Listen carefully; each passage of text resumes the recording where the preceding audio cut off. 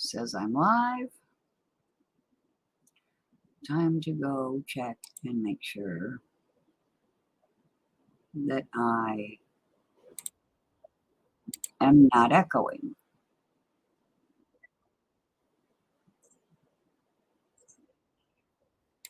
Yay, I am not echoing, even though this would be a good one for echoing as long as it could still be understandable. Because you know how I did my other butterfly cluster, Splendors of the Heavens, the way out, the way home, like 2 years ago or something like that? Well, what I didn't know was that when the butterfly cluster is on the horizon, at which time of year? I didn't know this. Nope. Today just so happens to be my good friend Nathan's mother's birthday, whose name also happens to be Paula. Thursday, December 8th. Feast of the Immaculate Conception. So something in my soul told me to look it up. And when I did, my mind was blown, and I decided, tired or not, I have to make this video today. I will read a little bit about the Immaculate Conception. You can look more of it up later if you like. I need to make sure that these words are proper. What is this word? Okay. Also, I want to share screen. That's a hard word to say. Let me share screen here. Present it. Share screen.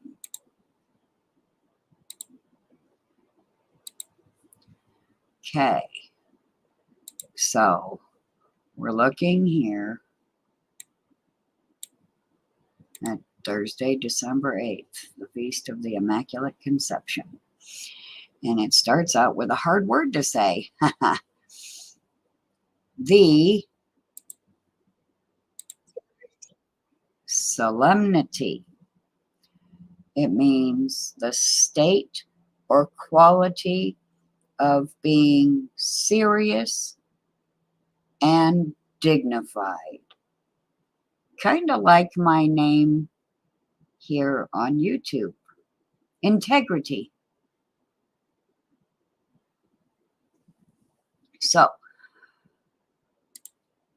the solemnity of the Immaculate Conception, also called the Immaculate Conception Day, celebrates the sinless lifespan and Immaculate Conception of the Blessed Virgin Mary on December 8th, 9 months before the Feast of the Nativity of Mary, celebrated on the 8th of September. Okay. See, I hadn't previously read this, so I'm just now hearing about it. I mean, I kind of knew, but I didn't ever look into it. And I'm also making this video for Sister Anna, because she's kind of been talking about this, but she doesn't know it yet. Anyway, so then it says celebrations, festive pageantry, grand fireworks. Oh, and fiery darts. You've been talking about fiery darts a lot, sister. Fireworks are fiery darts as well. You agreed with us on that, me and Nathan. You agreed with us. Also, dancing, and religious and military processions, food and costumes. Okay, it's a celebration of a sinless, the most pure and sinless conception is the significance. Okay. So also it says, Blessed Virgin Mary without original sin. I think that might be important as well. Okay. Let's look at images real quick. Okay. So now we're going to put that aside. And I'm going to show you what in the heck popped up on my screen when I opened up Stellarium this morning. And even now, if you open it, it will still pop up. And here's the butterfly cluster. Hopefully you can see. Here's the butterfly cluster. Here's the arrow. And the picture is kind of off, like they jacked it. But, because technically the butterfly cluster is right here. They have the big word here, but the butterfly cluster is right here. And I'm going to show you in Stellarium where that is.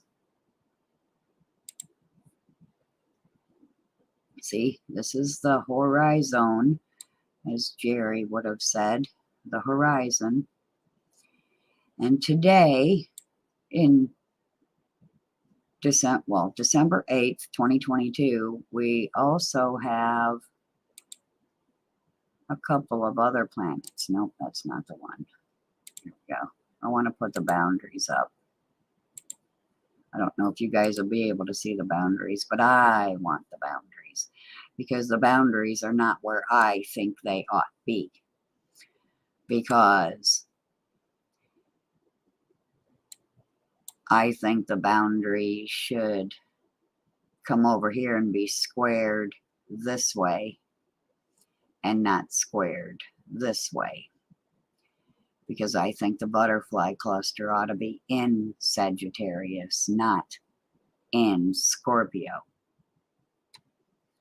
But today we have Venus and Mercury also in Sagittarius, and in Stellarium, this is where the planets actually are. This is not Western astrology that I am working with when working with Stellarium. This is where the planets actually are right now in Stellarium. And as you can well see, the sun is in the crotch of the serpent bearer Ophiuchus. And as you can see up here, top left corner, it says the butterfly cluster, the splendors of the heavens. When we get so-called raptured or enraptured, or we ascend, it doesn't matter the language that you use. This is where we're going to go. And I know this because, and I'm going to be making a separate video for this because I don't want the videos to be long. But I found a TikTok video, holy crap. I found a TikTok video that proves that I'm right about what I found all those years ago. But I just thought it was pretty interesting that on this day, the sun is in the crotch of the serpent bearer Ophiuchus, and also in the scenery on the horizon is the butterfly cluster in Sagittarius pointing right at it. I mean, right at it. Now, the lying liars lie to us and say, oh, his arrow is pointing at the heart of Scorpio or Scorpius. And I think it's Antares, Antares, that is supposedly the heart of the scorpion. But who cares which star it is in there? It's not pointing at the heart of squat in Scorpio. No, it is pointing here. Now, what I came across when looking it up exactly as it is worded here, I Googled Sagittarius's arrow pointing at or to the butterfly cluster, the splendors of the heavens, and I found a good read, at least in part. And I will try to remember to put the link in description and in comment under the video when it's done, and I will pin the comment so that it will always be at the top. For those who don't know what the description box is, they'll still be able to find the link. Watch this. This is pretty cool. Oh, okay, here we go. I'm just so amazed, and I hope you will be too when you hear this. There's other things to read up there that I scrolled past because those are not important for this video. What's important for this video is what I'm about to read to you. Let me take a look here, make sure everything's cool. Okay, here we go. Oh, wrong page, here we go. So this is like the story of Sagittarius here. I do want to start up here a little bit. Okay, this part has been forgotten in the more romantic take on Sagittarius of the present day. But it is an ancient one, and it still stands. Indeed, the focus of the entire constellation and its sign is not on the centaur, but on the arrow. What the actual bleep? Now, how did I know this? Except for my Akashic records said, hey, dipshit, check that out. So I did. And I found the butterfly cluster that no one ever speaks about. I'm the only one that I know of besides, you know, astronomers and whatnot that know about it. But you don't hardly ever, if ever, hear an astrologer or anyone ever talk about the butterfly cluster.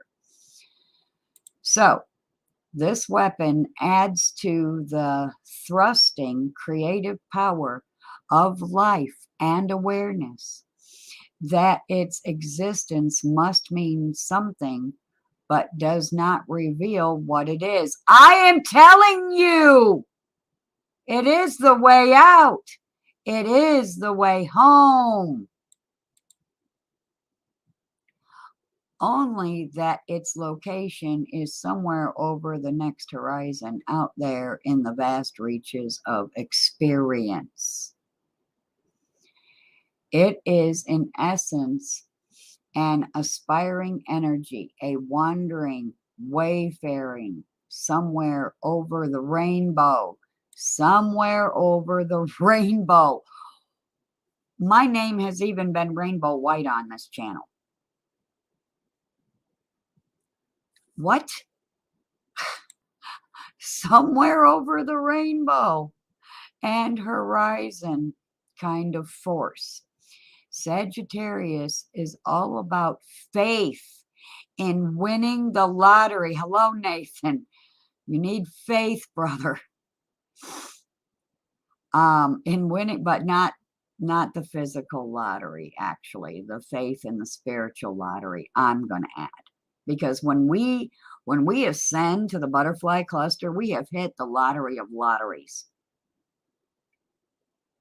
And my channel is all about keys. Brian knew that. Milky Way Weekly, he knew that. That's why he had me on his channel once to talk about From Lucifer to Christ. But moving on. Sagittarius is all about faith and winning the lottery. faith in principles, in family, and in the innate moral and ethical ways of being that the soul instinctively knows are right. Not all this wrong crap that's been happening over the past years.